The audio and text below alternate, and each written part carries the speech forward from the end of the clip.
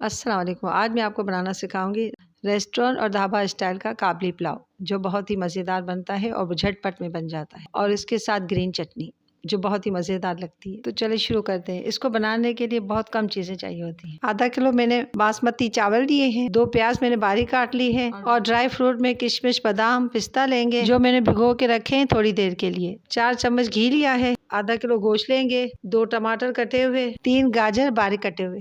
سب سے پہلے ہم گوشت کو بوائل کریں گے۔ یہ میں گوشت کوکر میں پکا رہی ہوں، اس کو ٹائم لگتا ہے گلنے میں۔ پھر 3 گلاس پانی ڈالیں گے، 1 چمچ سفید زیرہ اور الائچی ڈالیں گے، 1 چمچ نمک ڈالیں گے۔ پھر اس کو تھوڑا مکس کر کے آدھا گھنٹہ ڈھک کے پکنے کے لیے رکھ دیں گے۔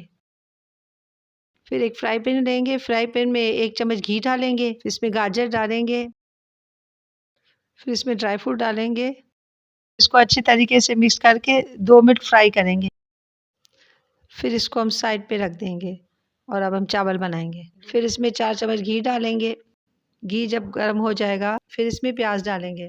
پیاز کو تھوڑی دیر فرائی کریں گے، پھر تھوڑی فرائی ہو جائے گی، پھر اس میں ہم ٹماٹر ڈال دیں گے۔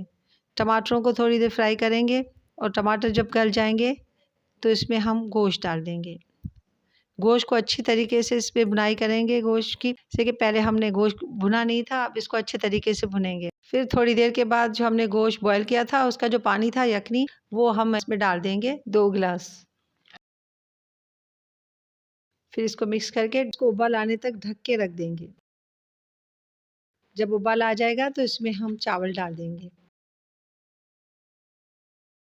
چاول کو ہلکا ہلکا مکس کر کے پانی خشک کرنے کے لیے دم پہ رکھ دیں گے۔ جب پانی خشک ہو جائے گا، گاجر اور ڈرائی فروٹ جو ہم نے فرائی کیے تھے وہ اس کے اوپر ڈال دیں گے۔ پھر اس کو ڈھک کے 15 منٹ کے لیے دم پہ رکھ دیں گے۔ اب یہ پلاؤ بالکل تیار ہے۔ دیکھیں ایک ایک دانہ اس کا الگ ہے، اور اب یہ اچھے طریقے سے پک گئے ہیں۔ اب اس کو ڈھک کے رکھیں گے اور اس کی چٹنی بنائیں گے۔ چٹنی کے لیے 2 ٹماٹر لیں گے ہم، 3 ہری مرچ اور 1 مٹھی دھنیا لیں گے۔ تھوڑا سا پانی ڈال کر اس کو گرائنڈ کر لیں گے۔ آدھا چمچ نمک ڈالیں گے۔ اب یہ چٹنی بالکل تیار ہے۔